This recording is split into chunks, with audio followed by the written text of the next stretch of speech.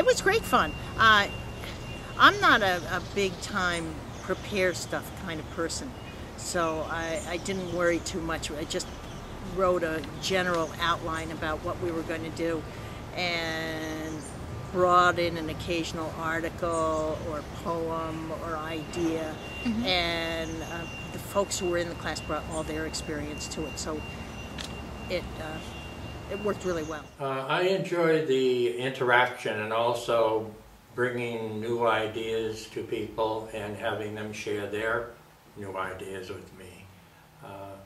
It is certainly not a lecture format, so it enables people to speak out and give their views about whatever particular topic we're discussing.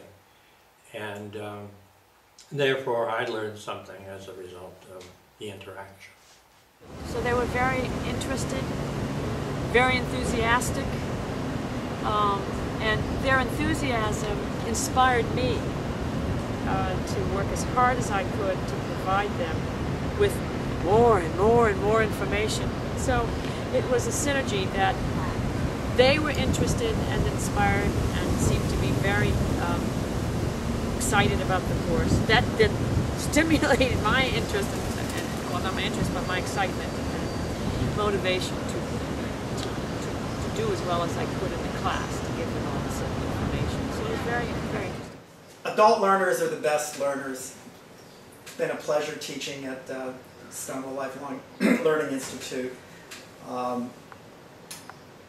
learned as much from the students I had, from the peers that I worked with, as much as I think I had to offer on the topic that I knew at hand. I think it's good to be organized, but don't be too organized in your class preparation. There will be a dynamic that sort of takes over, because not only do adult learners do their homework, but they bring life experiences that add a context to the topic. It's a lot of fun, it's hard work, but I don't think you'll regret at all throwing your hat into the ring. You'll meet some great people, and it's basically was a wonderful, positive experience. I highly recommend it. I can remember during the presentation of the play that one of the actors led the person he was talking to, led him in the wrong direction, and there was a dreadful pause. And I was wondering whether I would have to shout out the line, but fortunately they were to pick it up.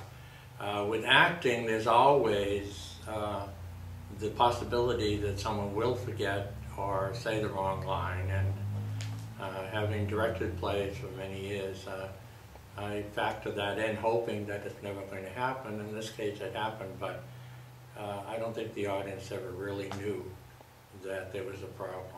Well, I taught two classes. One was on gay people in the media, and the other one was on the gay marriage movement, and I looked at it basically from the Massachusetts viewpoint, because we were the first state to have it.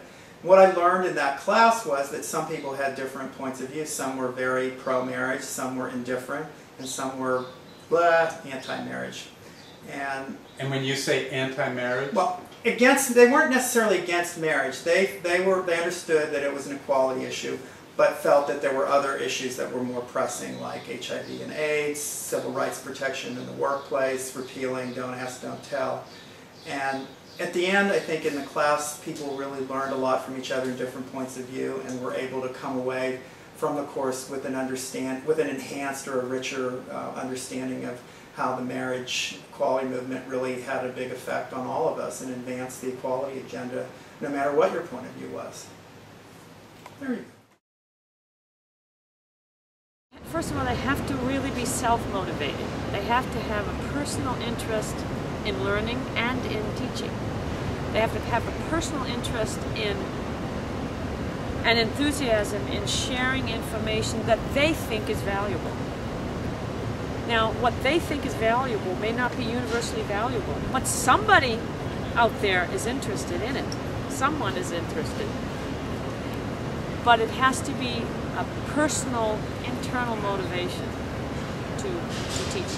Given that we are not paid, The incentive is an internal one. You have to have a desire and interest in teaching. If you're going to teach, I would recommend being creative in your approach.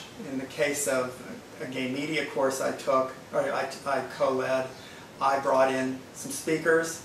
I brought in a publisher of a local magazine, a publisher of a local gay paper.